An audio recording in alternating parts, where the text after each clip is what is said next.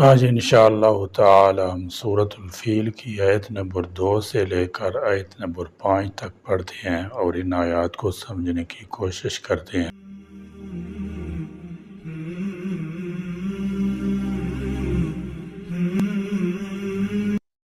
اعوذ باللہ من الشیطان الرجیم، بسم اللہ الرحمن الرحیم۔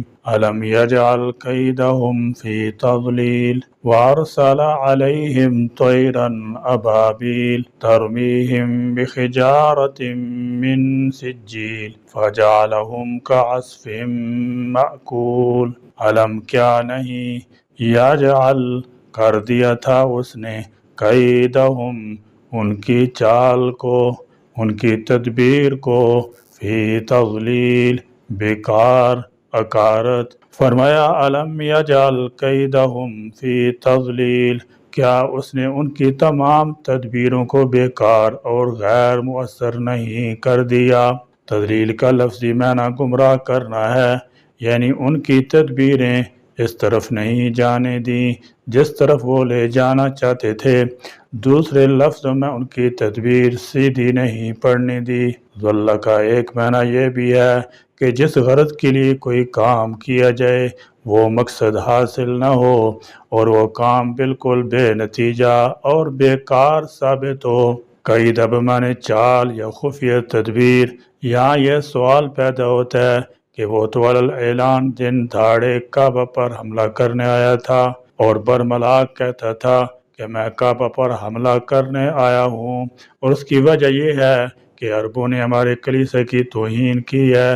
تو اس میں اس کی چال یا خفیہ تدبیر کیا تھی؟ اصل الفاظ ہیں فی تضلیل، یعنی ان کی تدبیر کو اس نے گمراہی میں ڈال دیا۔ لیکن محاورے میں کسی تدبیر کو گمراہ کرنے کا مطلب اسے ضائع کر دینا اور اسے اپنا مقصد حاصل کرنے میں ناکام کر دینا ہے۔ جیسے ہم اردو زبان میں کہتے ہیں فلاں شخص کا کوئی دو نہ چل سکا، یا اس کا کوئی تیر نشانے پر نہ بیٹھا۔ قرآن مجید میں ایک جگہ فرمایا گیا وَمَا كَيْدُ الْكَافِرِينَ إِلَّا فِي ضَلَالٍ، مگر کافروں کی چال اکارت ہی ہو گئی۔ اور دوسری جگہ ارشاد ہوا وَأَنَّ اللَّهَ لَا يَهْدِي كَيْدَ الْخَائِنِينَ، اور یہ کہ اللہ خائنوں کی چال کو کامیابی کی راہ پر نہیں لگاتا۔ تو اس کا جواب یہ ہے کہ اس کی خفیہ تدبیر یہ تھی کہ کعبہ کی تخریب کے بعد اہل عرب کی توجہ اپنی کلیسا کی طرف مبذول کرے، اور اس سے اس کا مقصد مذہبی فوائد کا حصول نہیں تھا، بلکہ وہ تمام تر تجارتی، معاشی، معاشرتی اور سیاسی فوائد حاصل کرنا چاہتا تھا جو کعبہ کی وجہ سے قریش مکہ کو حاصل تھے۔ ابرا کی اس لشکر کشی کا مقصد انہدام کعبہ کے علاوہ عرب میں عیسائیت پھیلانا، اس تجارت پر قبضہ کرنا بھی تھا جو بلاد مشرق اور رومی مقبوضات کے درمیان عربوں کے ذریعے ہوتی تھی۔ وارسلا، اور اس نے بھیجے، علیہم ان پر، طیرن پرندے، ابابیل جھنڈ کے جھنڈ۔ اس زمانے میں عرب کا خطہ آزاد تھا، وہاں کوئی منظم حکومت نہیں تھی بلکہ قبائلی نظام تھا۔ البتہ مکہ کے قریش کو باعزت مقام حاصل تھا، ان کے فیصلے کو سارا عرب بادشاہوں کی طرح مانتا تھا۔ یہ سلسلہ صدیوں سے چلا آ رہا تھا۔ یہ خطہ نہ رومیوں کے تحت نہ ایرانیوں کے تحت تھا۔ تو جس رابرہ کو یہ خیال پیدا ہوا کہ بیت اللہ کو گرا کر وہاں سیاسی فتح حاصل کرے، اسی طرح رومی اور ایرانی بھی مدت سے اس خطہ پر نظریں جمائے بیٹھے تھے کہ کوئی موقع ملے تو اس علاقے کو اپنے زیر اثر کر لیں۔ رہا حبشہ تو اس نے عملی کارروائی کا آغاز بھی کر دیا تھا۔ ادھر عربوں میں 3 قسم کے لوگ تھے، کچھ ایرانیوں کے طرفدار تھے، کچھ رومیوں کے، اور بعض آزاد خیال جو غیر جانبداری کو پسند کرتے تھے۔ اس طرح یہ لوگ مختلف طبقات منقسم تھے۔ بہرحال ابرا 60,000 کا لشکر لے کر مکہ کی طرف روانہ ہوا۔ اس لشکر میں نئی بات ہاتھیوں کی موجودگی تھی جس سے عرب لوگ واقف نہ تھے۔ مقصد کا یہ تھا کہ ہاتھیوں کے پاؤں میں زنجیریں ڈال کر ستون سے باندھ دیں گے اور پھر ہاتھیوں کو ہانکیں گے تو بیت اللہ گر جائے گا۔ ان ہاتھیوں کا سردار محمود نامی بڑا ہاتھی تھا جس پر ابرہ خود سوار ہو کر لشکر کی کمان کرتا تھا۔ ابرہ اس ارادے کے ساتھ مکہ کی طرف روانہ ہوا کہ راستے میں جو بھی اس سے مذاق ہوگا اسے نیست و نابود کر دیا جائے گا۔ بعض عرب قبائلیوں نے مزاحمت بھی کی مگر انہیں شکست ہوئی، ان کے کمانڈر گرفتار ہوئے اور وہ قبائل مغلوب ہو گئے۔ طائف والے خوفزدہ ہو گئے کہ اگر انہوں نے مزاحمت کی تو کہیں ان کے لات و عزا کے مندر بھی نہ گرا دیے جائیں۔ اسی دوران ابرہ کے لشکریوں نے عبد المطلب کے 200 اونٹ پکڑ لیے تھے۔ بہرحال عبد المطلب ابرہ کے دربار میں پہنچا۔ آپ بڑے قد آور، بڑے وجیح اور باروب تھے۔ ابرہ نے دیکھا تو اپنی جگہ سے اتر کر نیچے آیا اور انہیں اپنے پاس بٹھایا۔ ابرہ نے پوچھا آپ کیا چاہتے ہیں؟ تو انہوں نے کہا کہ آپ کے لشکر والوں نے میرے اونٹ قبضہ میں لے لی ہیں، میں ان اونٹوں کی واپسی کی سفارش کرتا ہوں۔ ابرہ کہنے لگا میں نے آپ کو بڑا عقل مند اور دانا سمجھا تھا مگر آپ نے بات عقل مندی کی نہیں کی، میں تو آپ کے بیت اللہ کو گرانے آیا ہوں، اس کی تو میں کوئی فکر نہیں مگر اونٹوں کی واپسی کا مطالبہ کر رہے ہو۔ عبد المطلب نے جواب دیا کہ اونٹوں کا مالک میں ہوں اس لیے میں نے ان کا مطالبہ کیا ہے اور بیت اللہ کا مالک اللہ تعالیٰ ہے، وہ خود اس کی حفاظت کرے گا، مجھے اس کی فکر نہیں۔ ابرہ یہ جواب سن کر خوب ہنسا اور کہنے لگا اب تمہارا خدا اس کی حفاظت نہیں کر سکتا۔ بہرحال اس نے اونٹوں کی واپسی کا حکم دے دیا۔ اس دوران عبد المطلب کے بعد ساتھیوں نے ابرہ سے کہا کہ وہ بیت اللہ کو نہ گرائے، اس کے بدلے سے تہامہ کی 1/3 آمدنی ہر سال بطور خراج ادا کرتے رہیں گے، وہ اس کی ماتحتی قبول کر لیں گے مگر ابرہ نے یہ پیشکش قبول نہ کی۔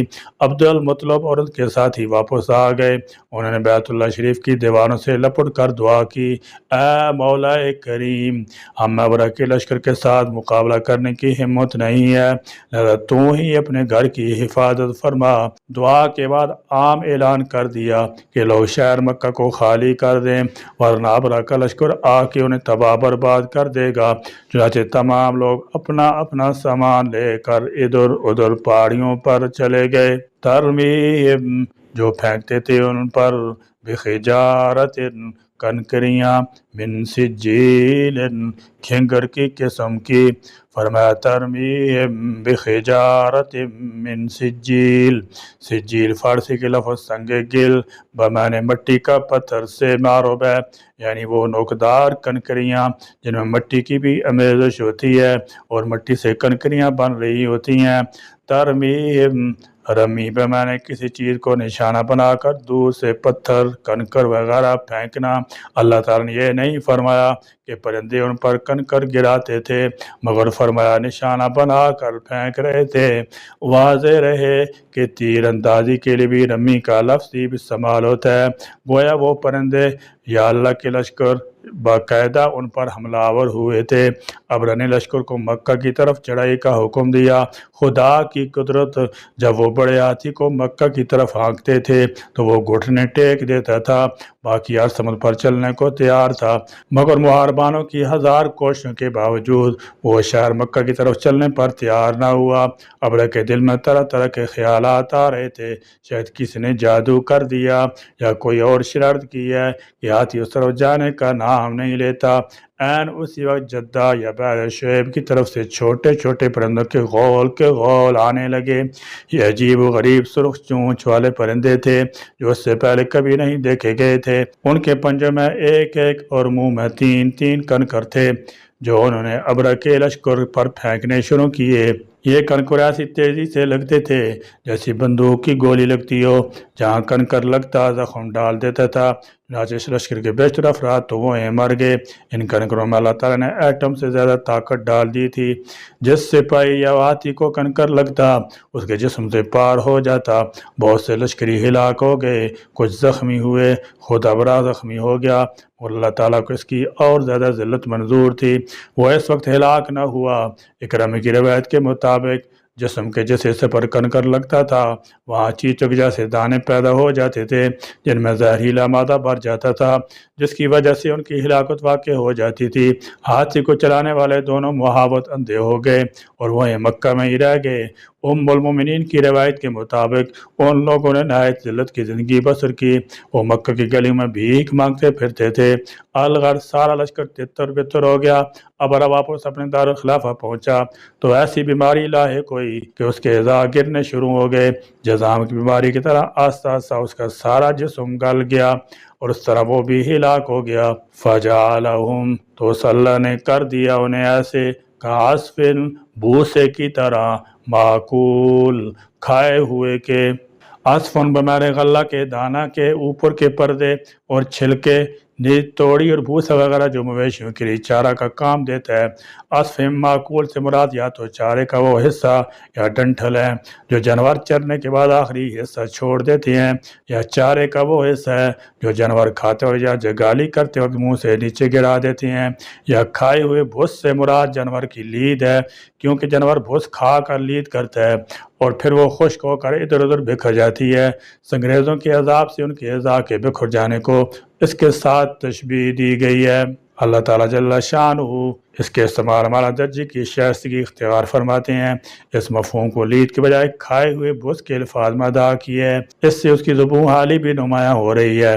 یہ معنی بھی ہو سکتا ہے کہ جانوروں کے کھانے کے بعد جو بھوسا بچ جاتا ہے، اسے وہ پاؤں میں رون دیتے ہیں، وہ ادھر ادھر بکھر جاتا ہے، وہ اس بھوسے کی طرح ہو گئے گویا اس عذاب کے بعد ہاتھی والوں کی لاشوں کی حالت بھی سخت بگڑ گئی تھی۔ جو لوگ قرآن میں مذکور معجزات کی مادی تعویل کرنے پر ادار کھائے بیٹھے ہیں، وہ اس معجزہ کو بھی تسلیم نہیں کرتے۔ چنانچہ دور حاضر میں پرویز صاحب نے اپنی تفسیر مفہوم القرآن میں اس کی آخری 3 آیات کا ترجمہ یا مفہوم یوں بیان فرمایا۔ انہوں نے یعنی اصحاب الفیل نے پہاڑ کی دوسری طرف ایک غیر مانوس خفیہ راستہ اختیار کیا تھا تاکہ وہ تم پر اچانک حملہ کر دیں، لیکن چیلوں اور گدوں کے جھنڈ جو عام طور پر لشکر کے ساتھ ساتھ تھے اڑتے چلے جاتے ہیں، کیونکہ انہیں فطری طور پر معلوم ہوتا ہے کہ انہیں بہت سی لاشیں کھانے کو ملیں گی۔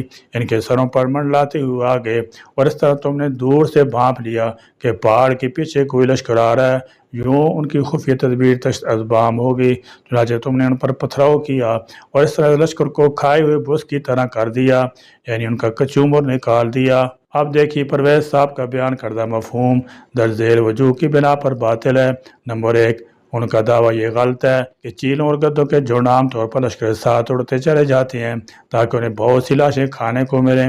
دور نبی میں بے شمار جنگیں ہوئیں، تو کیا کسی اور موقع پر بھی چیلوں اور گدوں کے لشکر کے علاوہ اور کسی بھی جنگ کے موقع پر کہیں اوپر چیلیں اور گدے کبھی نہیں منڈلائے؟ لہذا یہ پرویز صاحب کی گپ ہے۔ نمبر 2، سجیل کا معنی پہاڑوں کے پتھر نہیں بلکہ مٹی میں لے کنکر ہے، اور یہ فارسی لفظ سنگ گل سے معروب ہے۔ نمبر 3، ایسے کنکر یا کنکریاں پہاڑوں کے اوپر نہیں ہوتی، نہ ہی ایسی کنکریوں سے کسی ایسے لشکر جرار کو ہلاک کیا جا سکتا ہے جس میں ہاتھی بھی ہوں۔ نمبر 4، ترمی واحد مونس غائب کا صیغہ پرندوں کی جماعت کے لیے استعمال ہوا ہے، لیکن آپ نے اس کا ترجمہ تم نے ان پر پتھراؤ کیا بیان فرمایا۔ یہ ترمون کا ترجمہ ہے، ترمی کا نہیں ہو سکتا۔ نمبر 5، علاوہ ازیں تاریخ سے بھی ایسی کوئی شہادت نہیں مل سکتی کہ اہل مکہ اصحاب الفیل کے مقابلے کے لیے نکلے ہوں۔ یا اللہ کریم ہمیں شاعر اللہ کا ادب و احترام نصیب فرما، اور ہم کو ہر قسم تقصیرات سے بچنے کی توفیق عطا فرما، اور جو تقصیرات ہم سے ہو چکی ہیں اور ان کے تدارک کی زندگی میں توفیق برآمد فرما۔ آمین۔ وآخر دعوانا الحمدللہ رب العالمین۔